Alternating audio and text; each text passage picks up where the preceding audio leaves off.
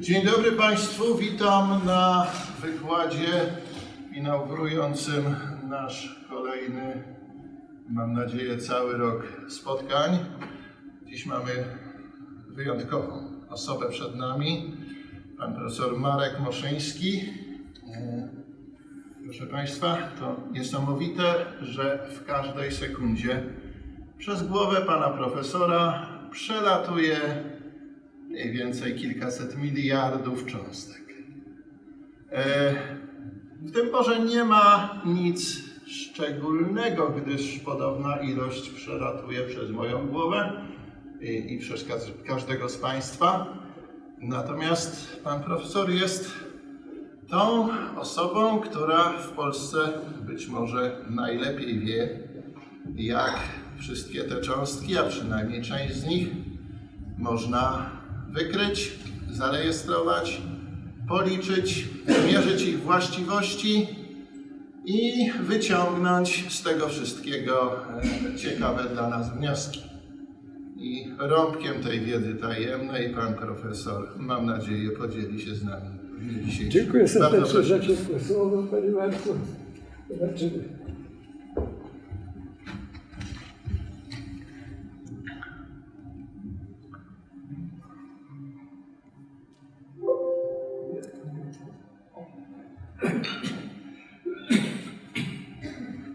Proszę Państwa, pierwsze dwa wykłady, które były prowadzone przez profesora Kurka i panią profesor Ewy Rondio, pokazały gwałtowny rozwój fizyki jądrowej, fizyki cząstek elementarnych. Na wykładzie profesor Rondio profesor pokazała niezwykle interesujące, olbrzymie systemy detekcyjne stosowane w fizyce wysokich energii, w fizyce cząstek elementarnych. Wszystko to byłoby niemożliwe, gdyby nie równoległy, gwałtowny rozwój różnorodnych technik detekcyjnych promieniowania.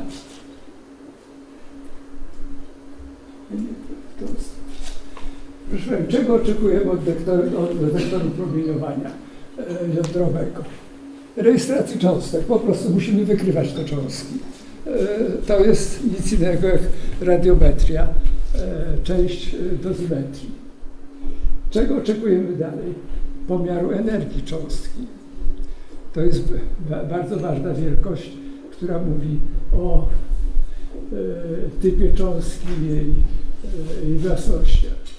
Dalej interesuje nas pomiar czasu, znaczy fakt zdefiniowania czasu detekcji cząstki w relacji do równolegle emitowanej innej cząstki, czyli tak zwane pomiary koincydencyjne czy pomiary czasowe, czy pomiary czasu przelotu cząstek, pomiary czasów życia zdarzeń jądrowych.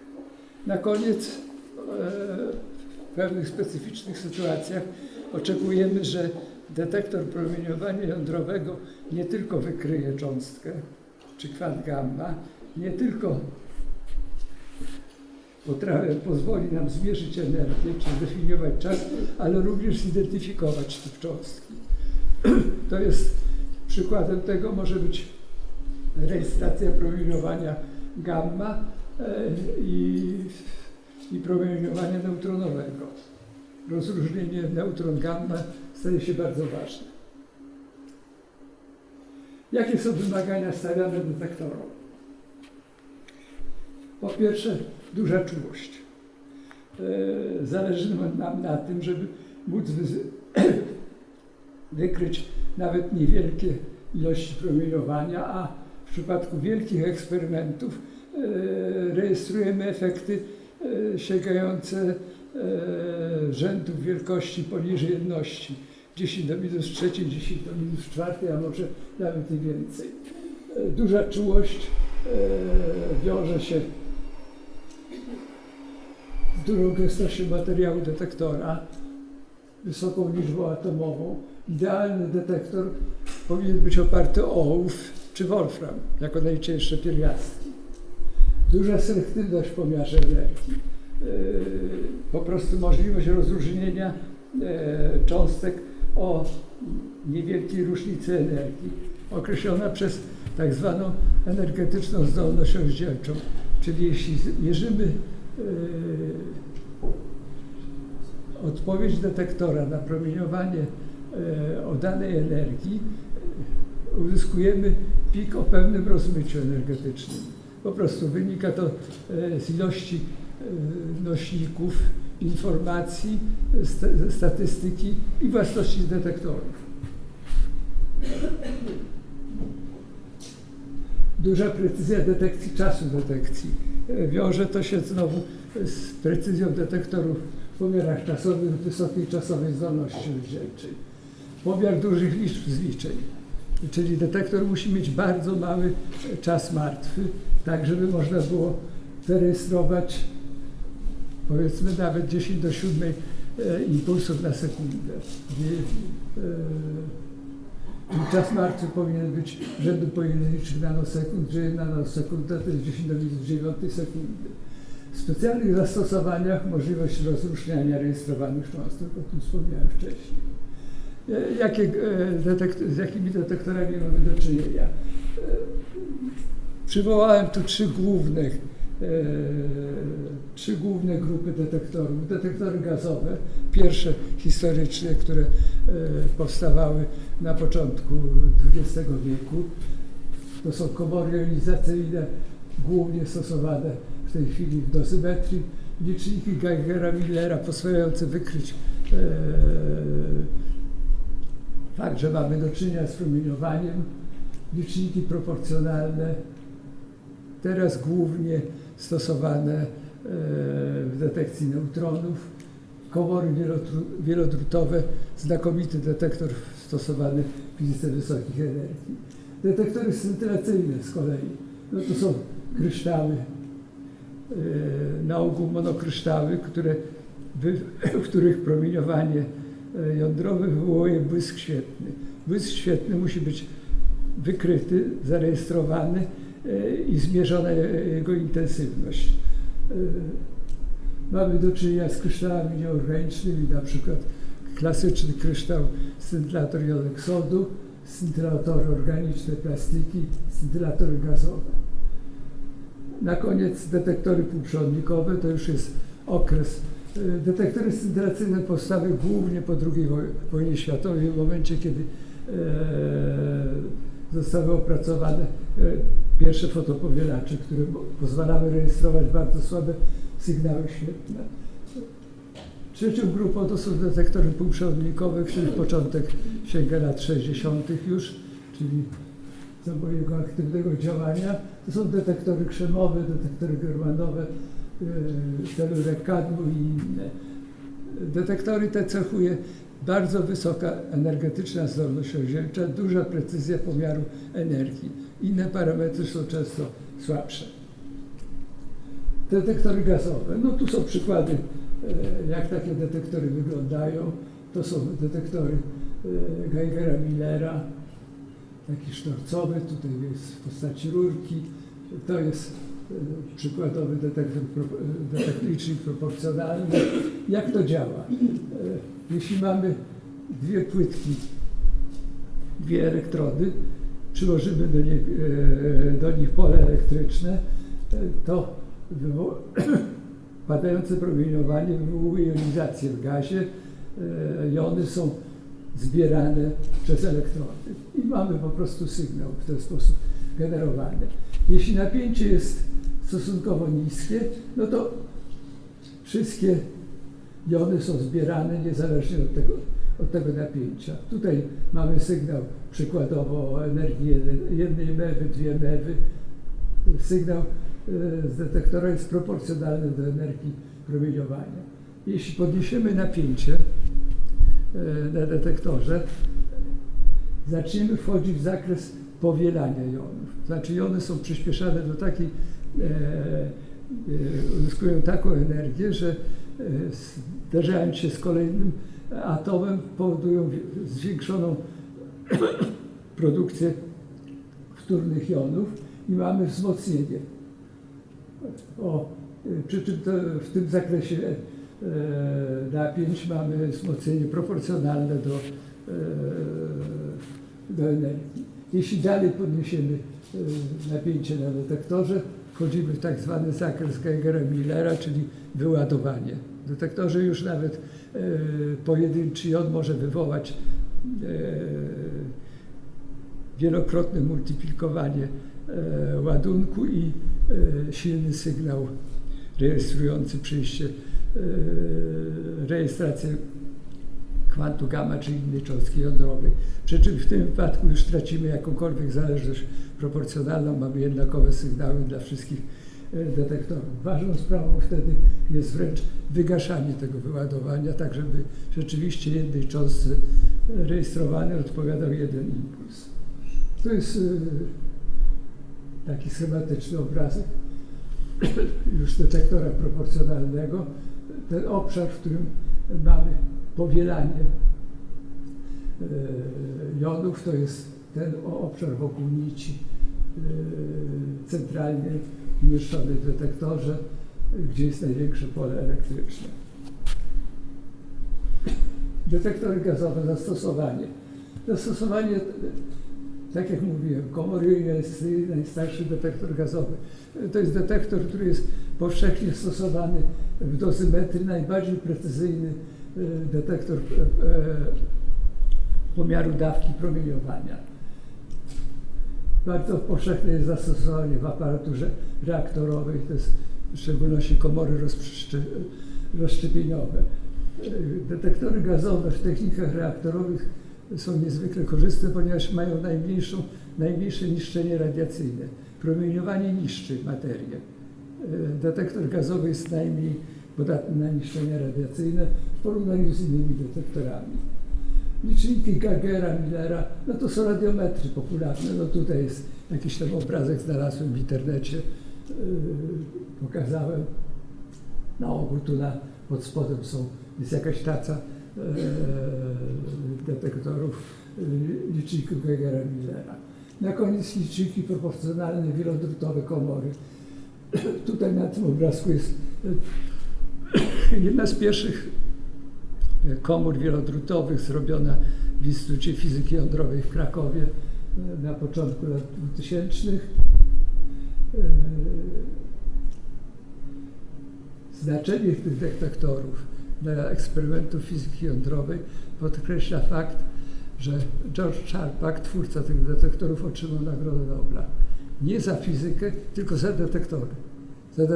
Za opracowanie detektorów, które pozwoliły rzeczywiście, otworzyły nowe, absolutnie unikalne możliwości pomiarowe w fizyce wysokich energii. Detektory scintylacyjne. No moim zdaniem najważniejsze detektory w fizyce i technikach jądrowych opracowane po II wojnie światowej. Ale tak naprawdę pierwsze zastosowanie detektora scintylacyjnego miało sięga pierwszy lat XX wieku. W 1907 roku, czy w tamtym okresie, słynne doświadczenie Rutherforda nad rozpraszaniem cząstek alfa na folii złotej było rejestrowane na ekranie fluorescencyjnym obserwowanym przez mikroskop. Fotodetektorem było oko ludzkie. Obecnie oczywiście to jest zastąpione fotopowielaczem. Klasyczny detektor scintylacyjny jest pokazany tutaj. Scintylator, w którym padające promieniowanie wywołuje błysk świetlny. Błysk świetlny pada na fotokatodę. Z fotokatody wybijane są fotoelektrony, które są z kolei zbierane na pierwszej dynodzie.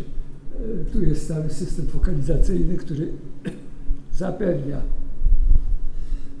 że fotoelektrony emitowane w dowolnych miejscach na fotokatodzie są na pewno zbierane na pierwszej dynodzie i dbamy również o to, żeby była jak największa izochroniczność fotoelektronów, czyli czas przelotu fotoelektronu z fotokatody do pierwszej dynody był jednakowy, niezależnie od tego, z którego miejsca jest emitowany. I dalej mamy powielanie elektronów. Dynody mają taką charakterystykę, że padający elektron wybija parę następnych.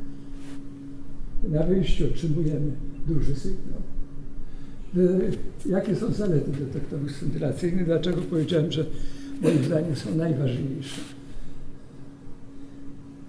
To jest detekcja dowolnych cząstek jądrowych, kwanty gamma, cząstki alfa, beta, neutrony i inne. Wysoka wydajność detekcji. Potrafimy zrobić scintylatory o bardzo dużej gęstości, z materiałów o dużej liczbie atomowej. Przykładem będzie germanian bizmutu, BGO. Możliwość pomiarów energetycznych. Świecenie jest proporcjonalne do energii. Pomiar z dużymi liczbami zliczeń do 10 do 7 sekundy na sekundę. Wysoka czasowa zdolność rozdzielcza, pomiary koincydencyjne, pomiary czasu przelotu. Duże dowolne kształtu i rozmiaru scintylatora. Mamy malutkie i wielkie. A na kolei ważna sprawa, umiarkowana cena, bo to jest też parametr, który bardzo się liczy w różnych zastosowaniach. Tu jest taki obrazek pokazujący rozwój scintylatorów w historii. Od okresu wojennego, czyli od grubsza okres powojenny, wtedy został zaproponowany scintylator jodeksodu aktywowany talem. Po czasy współczesne, kiedy w wyniku 11 września, czyli ataku na World Trade Center w Nowym Jorku, Amerykanie rzucili ogromne pieniądze na opracowanie różnych metod detekcji. Stąd nastąpił gwałtowny pik w opracowaniu nowych detektorów. Dziesiątki, jeśli nie setki różnych materiałów scintylacyjnych zostały proponowane. Tak naprawdę wśród tych materiałów użytkowych jest bardzo niewiele. Ale tym niemniej to jest okres naszej działalności, naszego zespołu Świerku. Zetknęliśmy się z kolosalną konkurencją, gdzie dzięki temu, że rzucono olbrzymie pieniądze, oczywiście szereg zespołów się aktywowało i konkurencja na świecie narosła.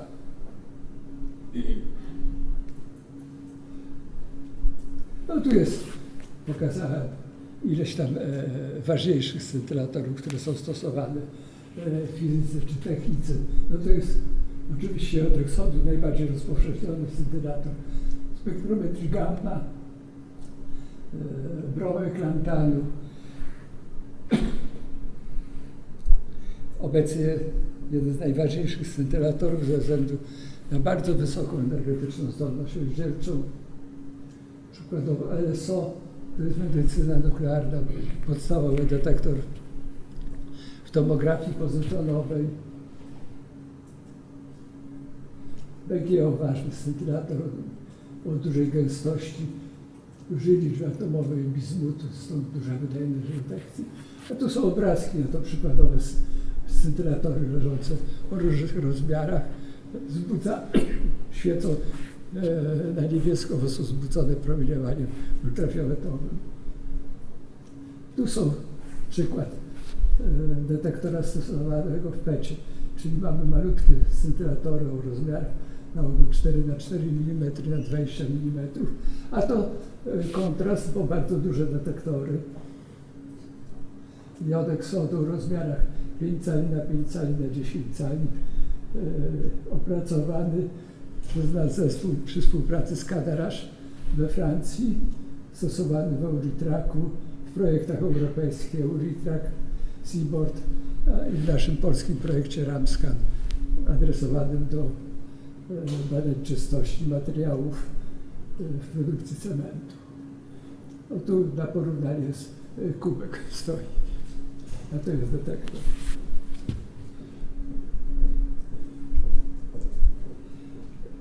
Alternatywą w stosunku do scintylatorów, a nie, to tutaj jest przykładowe parametry różnych scintylatorów, może nie jest to ważne. Oto jest przykład detekcji neutronów j-litu. Tu.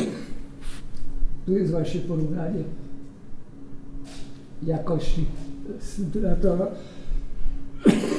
NJ stalem, jest niebieska krzywa i bronkulantanu. Wydajność, porównywalna wydajność detekcji. Pik bronkulantanu jest bardzo wąski, ostry. Niestety w przypadku NJ jest znacznie szerszy. No to trzeba wspomnieć, co to są fotopowielacze. No tu jest obrazek. Bardzo różne fotopowielacze. To jest fotopowielacz wypaczony przez fotokatona, a to jest dość unikalne zdjęcie rentgenowskie, które pozwala pokazać rzeczywistą strukturę fotopowielacza w bańce szklanej.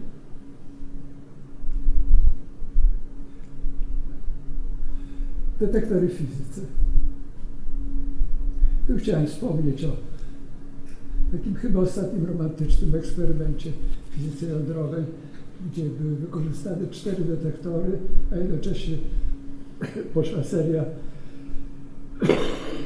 bardzo dobrych publikacji w czołowych czasopismach, jak Physreflectors, Physics Letters i tak dalej. To jest fizyka jądrowa współczesna, kompilacja NEDY, czyli matrycy detektorów neutronowych z matrycą detektorów germanowych i detektorem cząstek naładowanych, protonów alfa oczywiście w postaci kuli. Padająca wiązka wzbudza target. A to jest jeden z obrazków, który pokazała profesor Rondia, eksperyment CMS w CERN-ie. Olbrzymia ilość detektorów, to już tu były 4 detektory, a tu są setki tysięcy pewnie.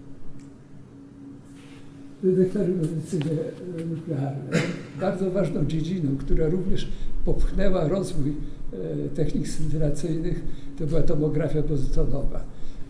Miałem przyjemność uczestniczyć w jednym z pierwszych projektów PET-owskich w latach 80., 81-82. Wtedy piksel, czyli rozmiar scintylatora to był 2 cm na 2 cm. Współczesne detektory, jak tu widać, no to są 4 mm na 4 mm. Czyli dokładność obrazowania znakomicie się poprawiła. No tu jest rzeczywisty obrazek PETA, no to jest coś takiego, że jest detektor w postaci pierścienia. Izotop promieniotwórczy jest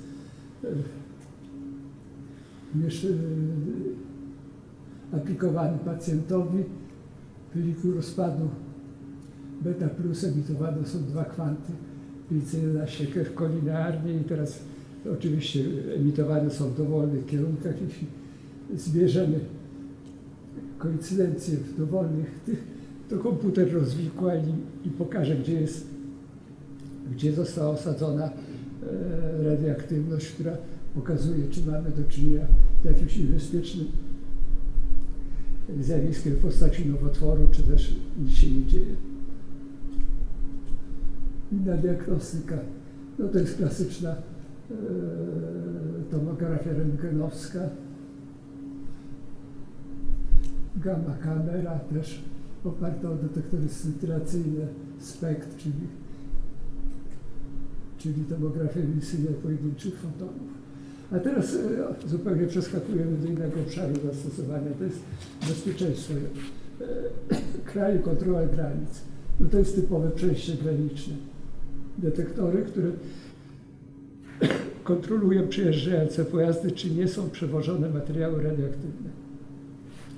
Rzecz bardzo ważna, w Polsce przykładowo w latach 90. powstała taka sieć kontroli przejść granicznych. I tutaj, nie wiem, czy Państwo się zetknęli z pułkownikiem Hadysiem, który był z nami przez ostatnie kilka lat. Jak przeszedł na emeryturę, to go zaprosiłem do Świerka. był twórcą tego systemu kontroli granic w Polsce. Polska była jednym z pierwszych krajów, który wprowadził kompleksową kontrolę przejść granicznych. Wiązało się z tym z niebezpieczeństwem przemytu materiałów radioaktywnych z rozpadającego się Związku Radzieckiego. To było bardzo poważne zagrożenie. Obok kontroli granic tutaj stosowane są takie radiometry. To są aktywne metody kontroli. Radiografia X, metody neutronowe, wiązka neutronów wzbudza materiał wewnątrz kontenera. Jeśli mamy do czynienia z materiałem wybuchowym, powstają charakterystyczne promieniowania związane z zwiększoną zawartością azotu i stąd wykrywamy fakt, że mamy do czynienia z materiałem radioaktywnym.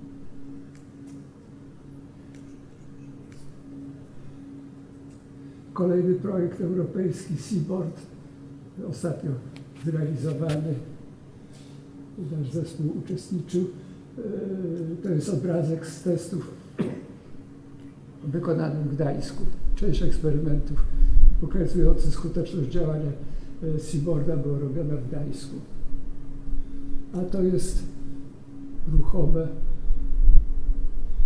system neutronowy, generator neutronów, cały system detektorów w takim opakowaniu z polietylenu. Trzeba było podnosić do góry i do dołu, przesuwać, a to miało wagę 7 ton. To Krystian Grodzicki projektował to urządzenie. Tawara, bardzo sympatyczny projekt i miła współpraca z wodociągami warszawskimi. Wodociągi warszawskie są teraz pod obszarem ze względu na Czajkę. Myśmy mieli do czynienia z częścią związaną z wodociągami i sobie bardzo chwalimy tę współpracę. Chodziło o to, żeby stworzyć system, który wykrywa potencjalne skażenie wody pitnej w dużych aglomeracjach. Warszawa była poligonem tego projektu europejskiego. To był taki zestaw umieszczony w wodociągu północnym Kozegrza. To są jakieś kawałki detektorów, które myśmy opracowywali i tak dalej.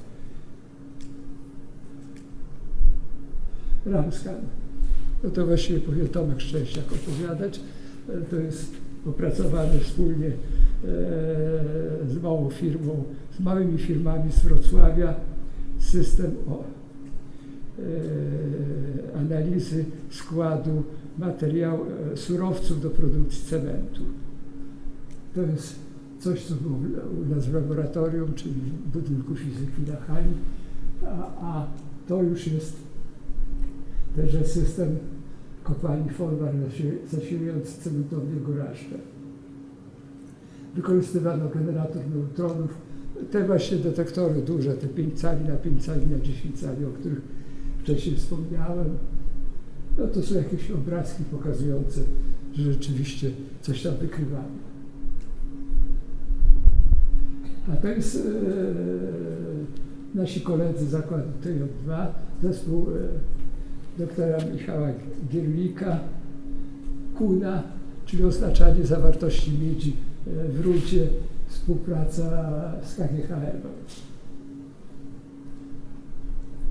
A teraz 1 stycznia startuje kolejny projekt z tego cyklu zastosowań przemysłowych, czyli EUR Revamp Project, jak ja to nazywam słowem, projekt adresowany do analizy składu złomu żelaza i złomu aluminium. Rzecz bardzo ważna. Powstało konsorcjum kierowane przez zespół niemiecki. My mamy bardzo poważny udział, prawie 2 miliony euro. To też detektor półsilnikowy sobie podaruję, to trochę przykre. A jako podsumowanie chciałem powiedzieć, ponieważ gro obecnych to jest młodzież. Oczywiście ma prawo nie znać historii świerka, to chciałem przywołać 3 zespoły, które zajmowały się detektorami w historii naszego instytutu. Detektory gazowe to docent Lesiński, docent Kazimierski, najpierw w zakładzie 15 IBJ, później zdaj. I to była zupełnie sensowna produkcja różnorodnych detektorów gazowych, która się właściwie skończyła w latach 80. Ten zespół się powoli zanikał. Docent Kazimierski jeszcze różne rzeczy robił. Nawet mieliśmy okazję ostatnio gościć kolegów z aktualnej astrofizyki z Łodzi, którzy opowiadali, jak używają około 20 czy 30 detektorów helowych zrobionych przez docenta Kazimierskiego w Zdaju. Detektory półprzewodnikowe, no to jest zespół pani docent Chwaszczewskiej, później doktora Czarnackiego, no to była zupełnie dobra produkcja detektorów krzemowych do detekcji cząstek stosowanych w spektrometrii promieniowania X, również detektory germanowe. Niestety to wszystko było za czasów PRL-u skażone elementem antyimportu. To było takie zawołanie w tym czasie. Także wysiłek był skierowany bardziej na zrobienie czegoś, żeby zaspokoić potrzeby bez wydawania dolarów przez różne zespoły w Polsce. W związku z tym, jak przyszła normalna gospodarka, to zaczęło siadać. Wiesiek Czarnacki tutaj jeszcze do ostatniej chwili robił bardzo specjalistyczne detektory krzemowe stosowane w różnych eksperymentach fizyki jądrowej. No i nasze detektory scintylacyjne, nasz zespół, chyba można się, historia sięga lat 70. albo nawet końca 60. Tu był program inaczej ustawiony. Zrobienie detektora scintylacyjnego, no to jest znalezienie scintylatora, fotopowielacza, złożenie wszystkiego do kubki, czyli właściwie taka porządna robota inżynierska. Elementu badawczego tam nie było. Natomiast elementem badawczym było charakteryzowanie własności i ewentualne pokazanie nowych możliwości detekcyjnych, nowych zastosowań. I to była właściwie dziedzina, w której myśmy się wyżywali. Program badawczy adresowany do badań scintylatorów, fotodetektorów, szybkie pomiary czasowe, spektrometryczne. Powstało blisko 300 publikacji naukowych przez te 40 lat. 10 doktoratów, 2 habilitacje, 1 profesura, nagrody międzynarodowe, a zastosowania fizyka jądrowa, medycyna nuklearna, kontrola granic, przemysł, liczne granty krajowe i Unii Europejskiej, kontrakty z firmami w Europie, jak Photonis Francja, Target Niemcy, Photonis Material Szkocja, EIDIT USA. Chciałem podkreślić, że ja sobie bardzo cenię te kontrakty z firmami europejskimi, bo granty to dla środowiska naukowego jest normalne, że staramy się, raz wygrywamy, raz przegrywamy, ale to jest nasza normalna działalność. Natomiast nawiązać tak współpracę z firmami, żeby te firmy płaciły za naszą robotę, to już jest trochę sztuka. Udawało nam się to. Dziękuję bardzo.